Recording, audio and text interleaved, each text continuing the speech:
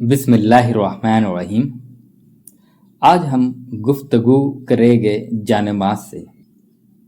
فجر سے کچھ پہلے میری آنکھ کھلی، مجھے شدید پیاس کا احساس ہو رہا تھا۔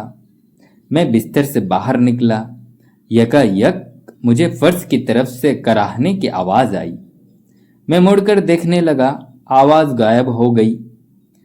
میں گیا، ایک گلاس پانی پیا اور دوبارہ آ کر بستر میں گھس گیا۔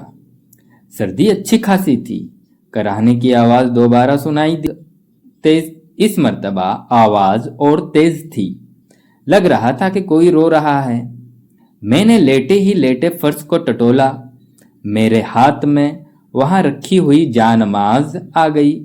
جانماز ہاتھ آتے ہی آواز بلند ہو گئی۔ میں نے تعجب سے کہا، کیا تم ہی کرا رہی تھی؟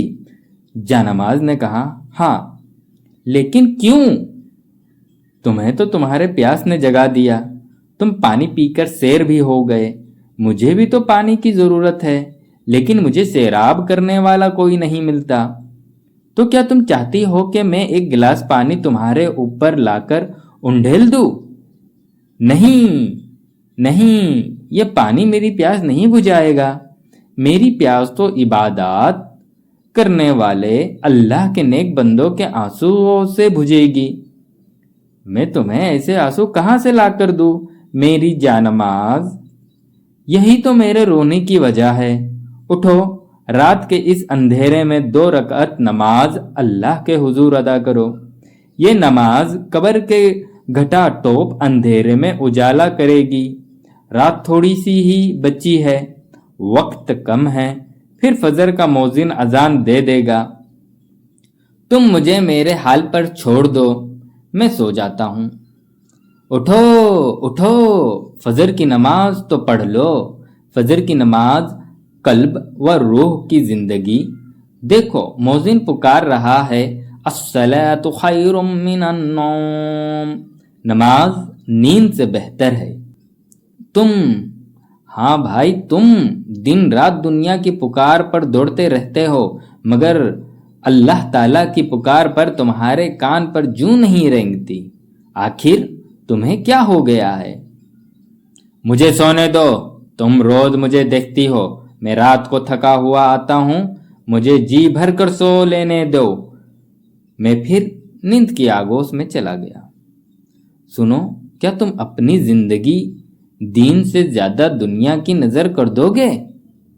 اب خاموش ہو جاؤ، میں تھکا ہوا ہوں، مجھے سونے دو۔ کہاں گئے وہ فجر کے نمازی؟ کہاں گئے وہ فجر والے؟ سنو، کیا تم نے رسول پاک صلی اللہ علیہ وسلم کی وہ پیاری بات نہیں سنی، جس نے سورج نکلنے سے پہلے اور سورج ڈوبنے سے پہلے یعنی فجر اور عصر کی نماز پڑھی، وہ جہنم کی آگ میں نہیں جائے گا۔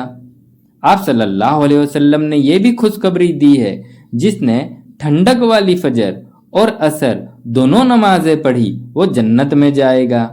آپ صلی اللہ علیہ وسلم نے یہ بھی فرمایا، اندھیرے میں مسجد کی طرف جانے والوں کو قیامت کے دن مکمل نور کی خوشخبری سنا دو۔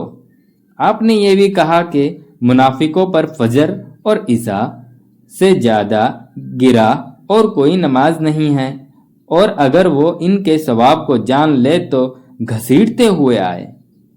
اس کا مطلب فجر کی نماز بہت اہم ہے۔ تو پھر اب اٹھو